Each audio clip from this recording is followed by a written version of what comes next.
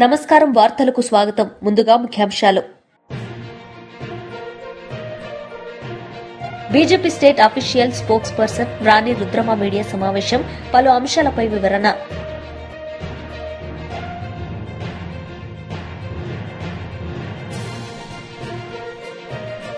మాజీ మంత్రి గుడివాడ అమర్నాథ్ మీడియా సమావేశం, పలు అంశాలపై వివరణ. BRS leader Dasoju Shravan Kumar media సమావేశం నిర్వహించారు. ఈ సందర్భంగా పలు అంశాలపై ఆయన మాట్లాడారు. అమ్మలకు, అక్కలకు, అన్నలకు, చెల్లెలకు అందరికీ కూడా హృదయపూర్వకంగా నమస్కారం. ముందుగా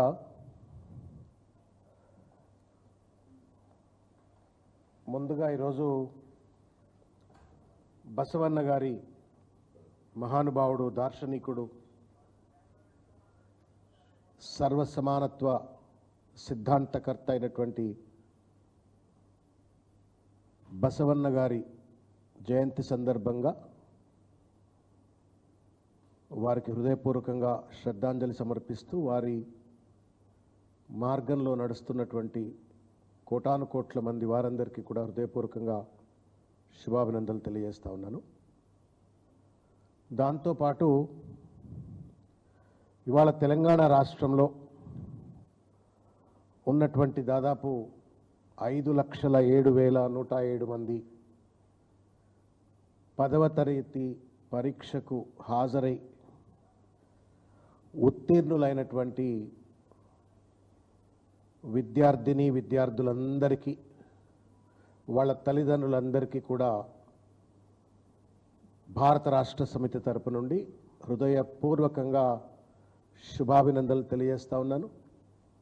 అదేవిధంగా ఈ విద్యార్థులకు అత్యంత అద్భుతమైనటువంటి ఒక విద్యాభ్యాసాలు అందించి, తర్ఫీదును అందించి, ఈ పరీక్షలో ఉత్తీర్ణులై వాళ్ళ భవిష్యత్తును నిర్మించుకునేందుకు అవసరమైనటువంటి రీతిలో తయారు చేసినటువంటి ఒక టీచర్లు, ఉపాధ్యాయులు, వాళ్ళందరికీ కూడా శిరస్సు వంచి భారత రాష్ట్ర సమితి తరపు నుండి హృదయపూర్వకంగా కృతజ్ఞతలు తెలియజేస్తా ఉన్నాను, శుభాభినందనలు తెలియజేస్తా ఉన్నాను.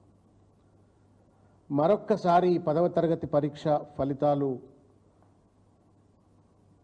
కనుక లోతుగా విశ్లేషించినట్లయితే కేసీఆర్ గారి యొక్క దార్శనికత యొక్క ప్రతిఫలం ఎట్లా ఉంటుందనేది స్పష్టంగా కనబడ్డది. ఎందుకంటే ఆ వేదిక మీద రేవంత్ రెడ్డి వేదిక మీద కూర్చున్న సందర్భంలోనే వారు నరసింహారెడ్డి గారు అనుకుంటా, డైరెక్టర్ ఆఫ్ స్కూల్ ఎడ్యుకేషన్, వారు మాట్లాడుతూ ప్రైవేట్ స్కూల్స్లో 94% వస్తే రెసిడెన్షియల్ వెల్ఫేర్ స్కూల్స్లో 98% విద్యార్థులు పాస్ అయినారు, ఉత్తీర్ణత సాధించింది అని చెప్పారు. This it self is a litmus test of the vision and dedication with which how KCR garu has built the residential welfare schools. Private kante kuda KCR garu నిర్మించినటువంటి యొక్క సాంఘిక సంక్షేమ రెసిడెన్షియల్ వెల్ఫేర్ స్కూల్స్ కానివ్వండి, tribal welfare residential welfare schools కానివ్వండి, BC welfare residential schools కానివ్వండి, minority welfare residential schools కానివ్వండి, అన్నీ కూడా అత్యున్నతమైనటువంటి పర్సంటేజ్లో ఉత్తీర్ణత సాధించినటువంటి ఒక విషయం కనుక గమనించినట్లయితే దాని వెనుక కేసీఆర్ గారి యొక్క ఆలోచన, విజన్, స్ట్రాటజీ అంతా కూడా స్పష్టంగా కనబడుతుంది. కాబట్టి వారికి కూడా నేను హృదయపూర్వకంగా మరొకసారి ధన్యవాదాలు తెలియజేస్తూ, 10వ తరగతి పాస్ అయినటువంటి ఒక విద్యార్థులు మీ భవిష్యత్తు మహోన్నతంగా ఉండాలని చెప్పని, భారత జాతి నిర్మాణంలో మీరు ఇంకా బలమైనటువంటి ఒక రీతిలో మంచి విద్య అభ్యసించాలని చెప్పని, జాతి నిర్మాణం కోసం, దేశ నిర్మాణం కోసం, తెలంగాణ నిర్మాణం కోసం ఒక మంచి నాగరిక పౌరులుగా మీరు ముందుకు రావాలా అని చెప్పని, భవిష్యత్తు ఉండాలని చెప్పని ఆ భగవంతుని ప్రార్థిస్తున్నాను. ఇకపోతే ముఖ్యమైనటువంటి ఒక అంశం,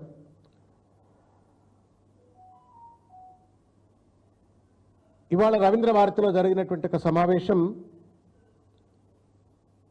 బసవన్న గారి, పూజ్యనీయులు బసవన్న గారి జయంత్యుత్సవం. అదే సందర్భంగా 10వ తరగతి పరీక్షా ఫలితాలను ప్రకటించినటువంటి ఒక వైనం.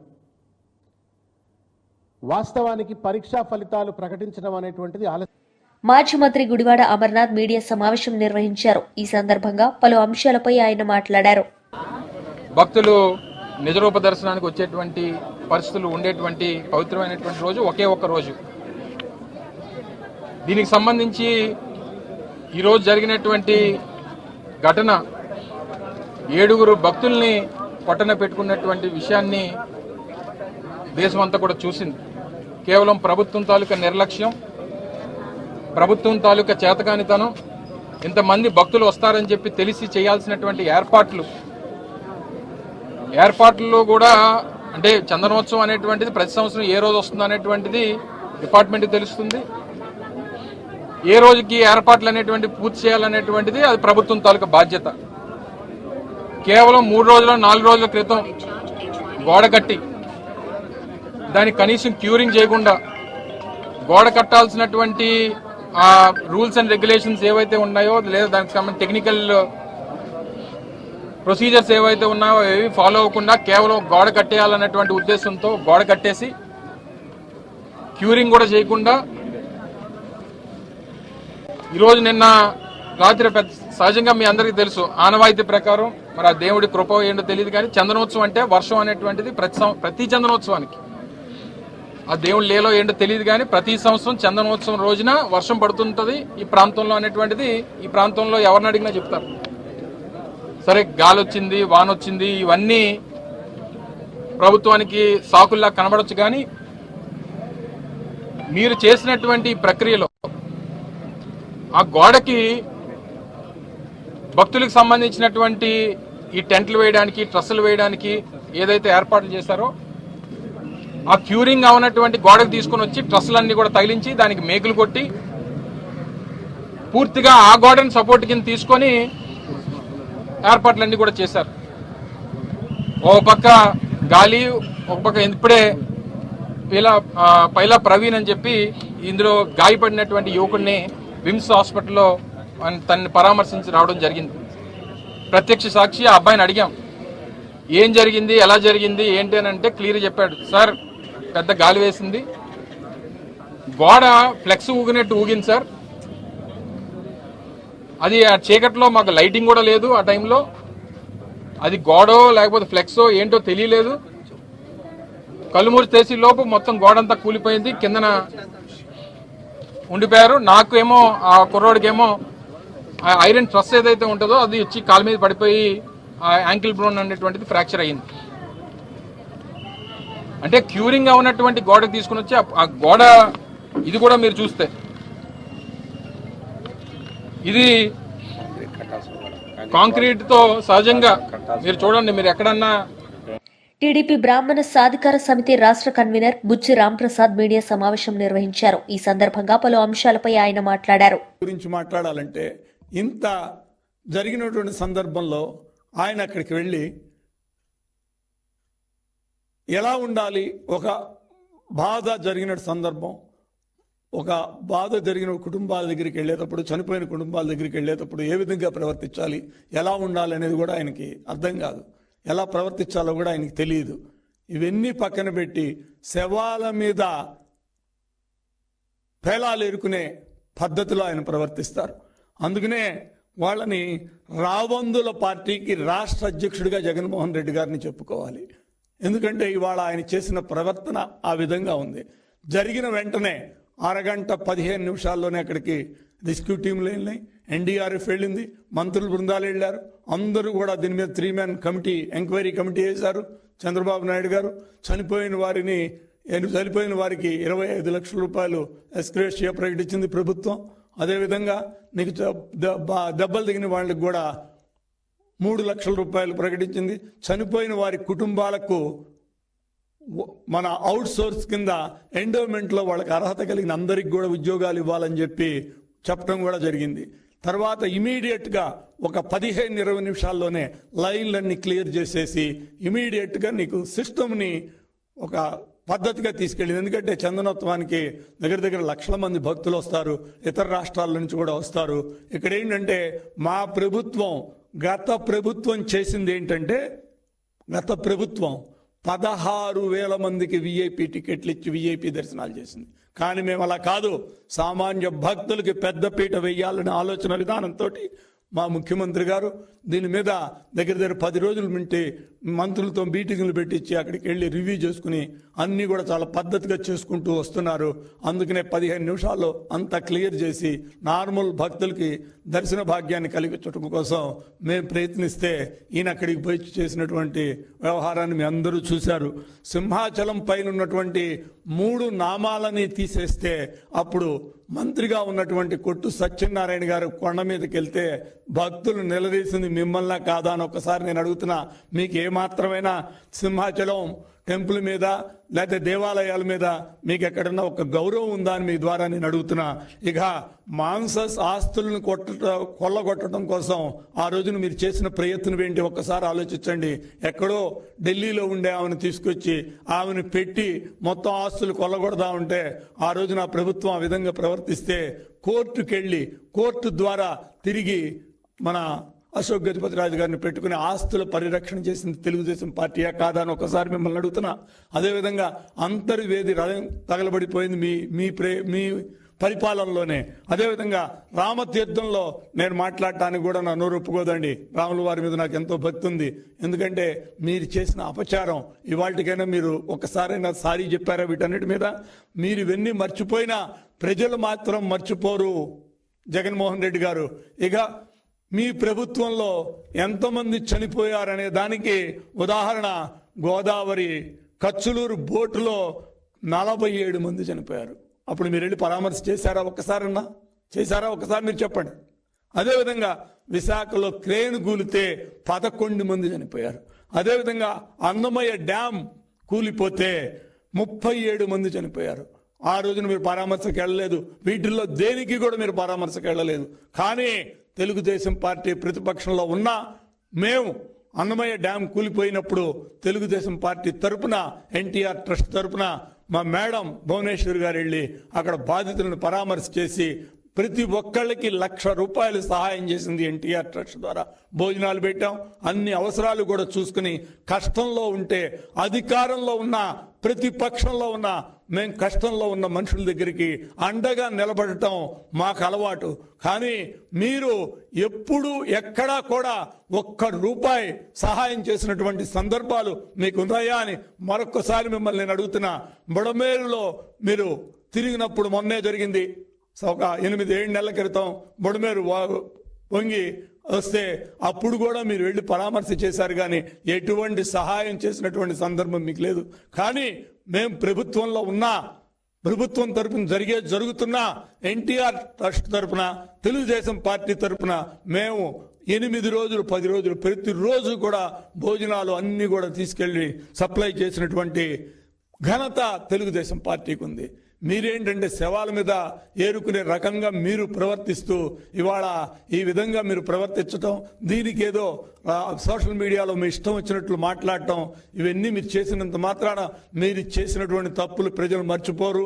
హిందూ మతం మీద మీకున్నటువంటి వ్యతిరేకతను ప్రజలెవరు మర్చిపోరు. మరొకసారి అవన్నీ కూడా ఆలోచించుకొని ఎప్పటికైనా బాధిత కుటుంబాల దగ్గరికి వెళ్ళినప్పుడు పరామర్శ చేసే విధానాన్ని BJP state official spokesperson Rani Rudrama media సమావేశం నిర్వహించారు. ఈ సందర్భంగా పలు అంశాలపై ఆమె మాట్లాడారు.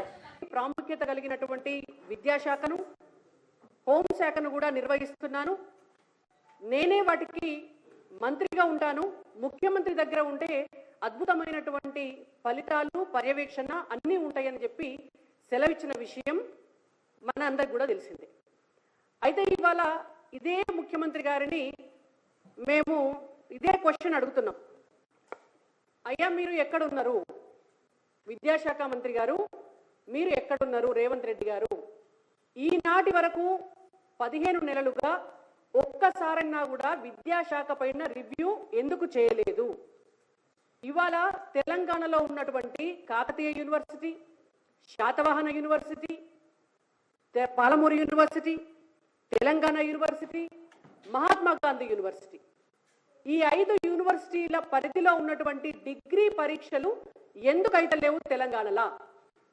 1,00,000 మంది విద్యార్థుల భవిష్యత్తుని మీరు గాలికి ఎందుకు వదిలేసిండ్రు అని భారతీయ జనతా పార్టీ తరఫున మేము అడుగుతున్నాం.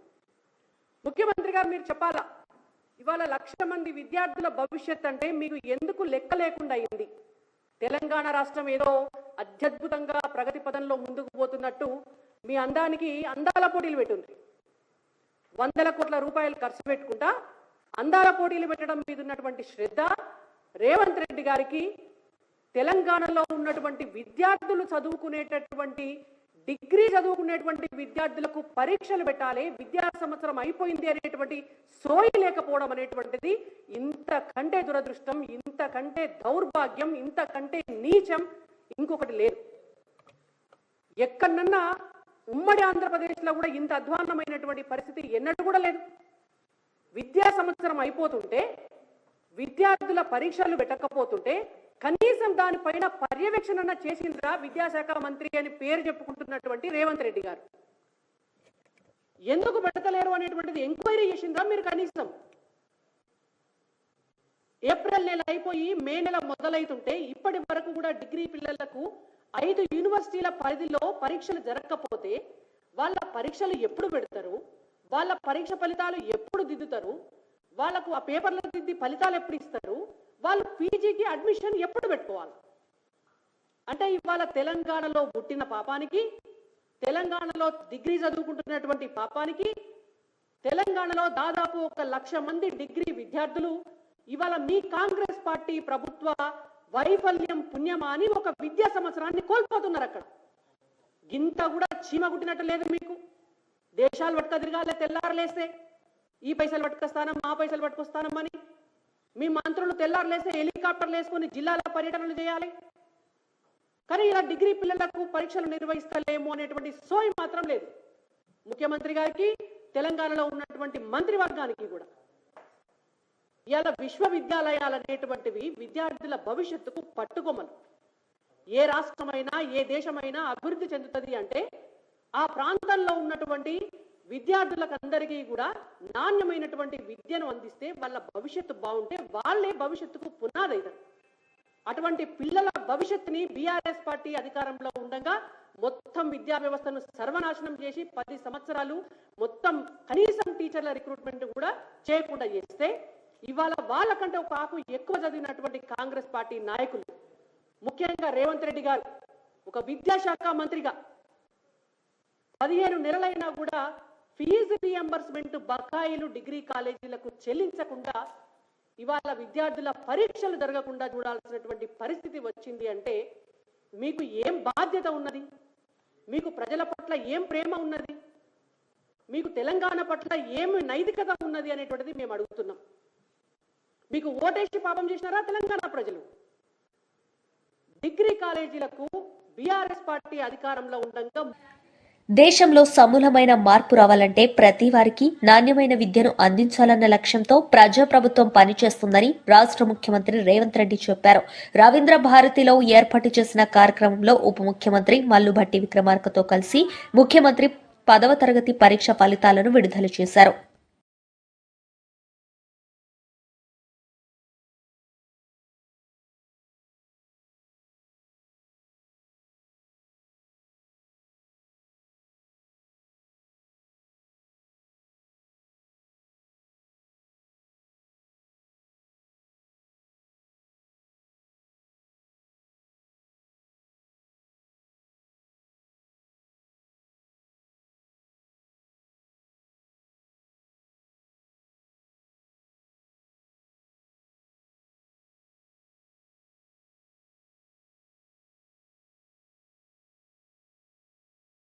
ఏపీ తెలుగు అకాడమీ మాజీ చైర్పర్సన్ లక్ష్మీ పార్వతి మీడియా సమావేశం నిర్వహించారు. ఈ సందర్భంగా పలు అంశాలపై ఆమె మాట్లాడారు.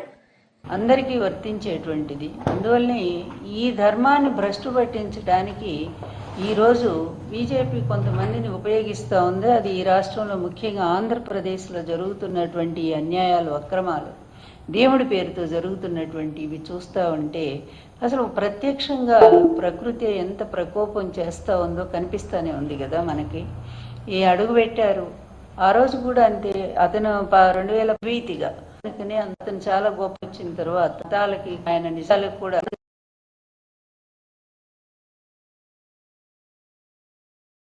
విషయము ఇన్నాం గనక మా ఇష్టం అమాయి నుంచి అది అందులో కూడా శ్రీవారికి రోజు పాలు నెయ్యి ఇచ్చేటువంటి ఒక పవిత్రమైనటువంటి గోవులు అన్ని వందల మంది చనిపోయినాయి. ఎవరి టైంలో అంటే ఇతని టైంలోనే జరుగుతాయి.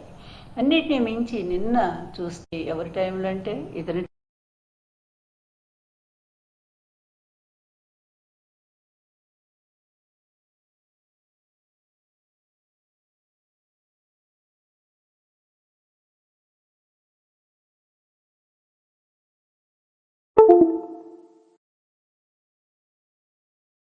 అధికారంలో ఉన్నాం గనక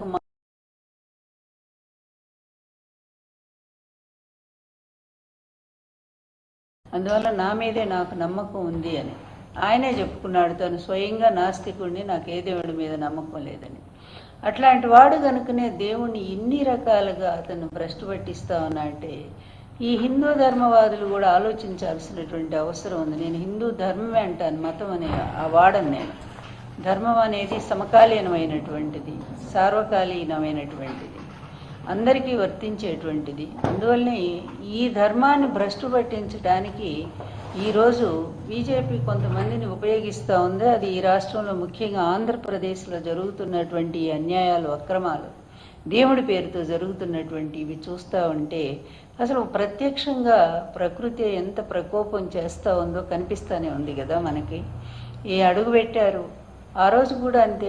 అతను 2014లో వచ్చినప్పుడు 40 గుళ్ళకు అసలు ఏమాత్రం కూడా నిర్భీతిగా, అంటే దేవుడు అంటే భక్తి భయము ఇలా అతనికి ఏమి లేవు కనుకనే అంత నిర్భీతిగా 40 గుళ్ళు కూలగొట్టేశారు.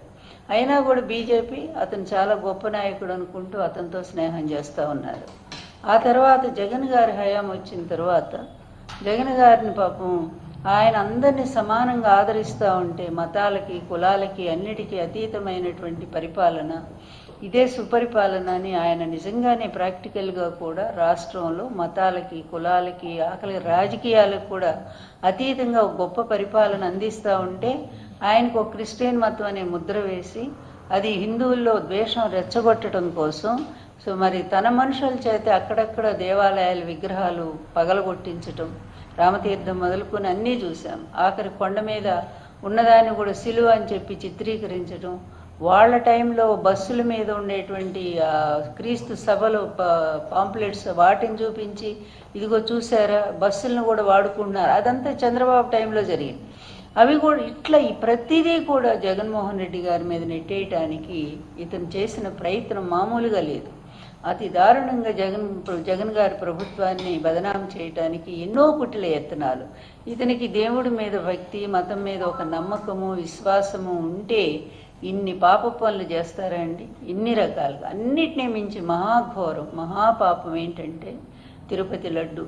అంత ప్రపంచ దేశాలందరూ కూడా కళ్ళకద్దుకొని పవిత్రంగా భావించేటువంటి ఆ లడ్డును కూడా ఈ విధంగా దాంట్కి లేనిపోని అన్నీ కూడా అసలు మనం మాటలతో కూడా చెప్పలేనటువంటి అవన్నీ కూడా పూసి ఆ లడ్డును అంత అపవిత్రం చేసి 1,00,000 లడ్డులు వెళ్ళిపోయినాయి అని చెప్పి రామాలయానికి, అయోధ్యకి ఈ విధంగా గురు శిష్యులు ఇద్దరు ఎవరైతే ఉన్నారో పవన్ గారును తర్వాత చంద్రబాబు గారు ఇద్దరూ కలిసి దారుణంగా ఆ లడ్డును అపవిత్రం చేయడానికి ప్రయత్నం చేశారు.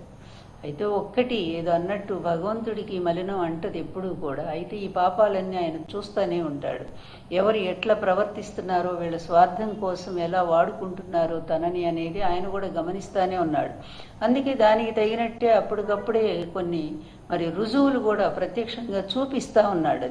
అది ఇంకా అర్థం చేసుకోకపోతే ఇక పరాకాష్ఠ స్థితి రాబోతుందన్నమాట. ఇవన్నీ ముందు వచ్చేటువంటి ఇండికేషన్స్, సంకేతాలు. ఈ సంకేతాలను అర్థం చేసుకోకపోతే ఇక లాస్ట్ ఒక మరి ఇక ఫైనల్ అన్నమాట ఒకటి జరగబోతుంది. భయంకరమైనటువంటి విషయము ఈ గురువు శిష్యుడు ఇద్దరు కూడా అర్థం చేసుకోవాల్సిన అవసరం ఉంది.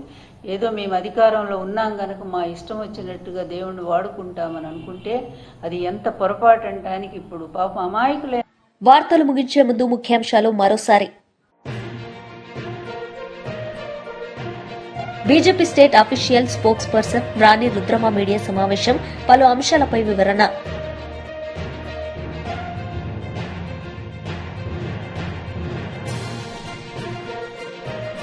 మాజీ మంత్రి గుడివాడ అమర్నాథ్ మీడియా సమావేశం, పలు అంశాలపై వివరణ. ఈ వార్తలు ఇంతటితో సమాప్తం. తిరిగి ప్రసారమయ్యే వార్తలు మళ్ళీ కలుద్దాం. అంతవరకు సెలవు. నమస్తే.